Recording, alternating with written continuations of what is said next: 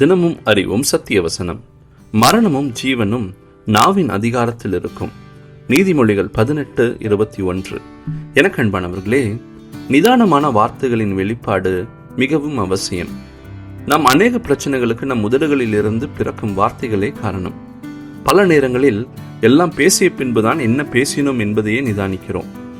தேவன் நம்முடைய நாவிலே அதிகாரத்தை கொடுத்திருக்கிறார்.